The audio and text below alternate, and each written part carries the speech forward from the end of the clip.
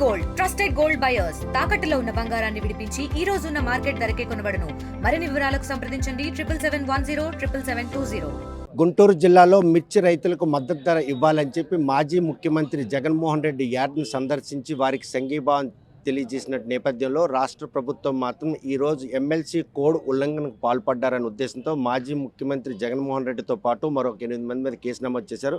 ఈ విషయంపై ప్రస్తుతం మాజీ ఎమ్మెల్యే కంబాల జోగులు ఉంటారు. చూస్తే కనుక ఎమ్మెల్సీ కోడ్ అమల్లో ఉంది. ఈ టైంలోన ఇలా ప్రతిపక్ష పార్టీ హోదా కూడా లేదు, కానీ ఇలా వీళ్ళు మద్దతు తెలుపు కోడ్ ఉల్లంఘన కేసు ఏ విధంగా తీసుకుంటారు? ఈరోజు మిర్చి రైతుల కోసం వాళ్ళకి మద్దతుగా ప్రతిపక్ష నాయకుడు మాజీ ముఖ్యమంత్రి జగన్మోహన్ రెడ్డి గారు వెళ్ళడం జరిగింది. దానికి ఈరోజు ప్రభుత్వం ఆయన పైన మరొక మడుగురి పైన ఈ కేసులు పెట్టడం ఇది కరెక్ట్ కాదు.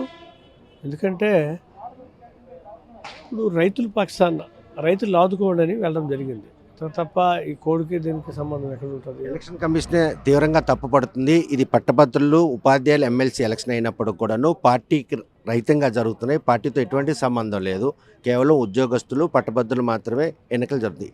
ఈ కోడుకును ఈయన అంటే ఒక మాజీ ముఖ్యమంత్రి హోదాలో ఆ సమస్య వెళ్ళడాన్ని ప్రభుత్వం ఈ విధంగా ఈసీ ఎందుకు ఇంత నిర్ణయం తీసుకుందాను? ఈ ఎలక్షన్ సామాన్య ఎన్నికలైతే కాదు. ఎందుకంటే పట్టభద్రులు మేధావర్గము చదువుకున్న వాళ్ళు హోదా ఉన్నవాళ్ళు తప్ప.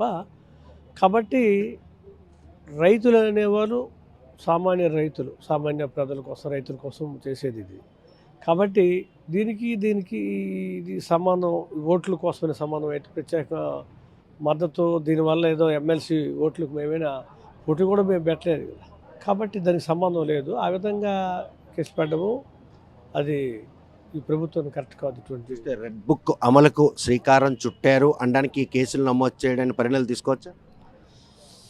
అంటే రెడ్ బుక్ అని వాళ్ళు కక్ష సాధింపులాగా రెడ్ బుక్ అని పెట్టుకొని చేసుకొని ఈ విధంగా చేయడం, అదేనా ఈరోజు మాజీ ముఖ్యమంత్రిపై ఇలా చేయడం అనేది ఇది కరెక్ట్ కాదు.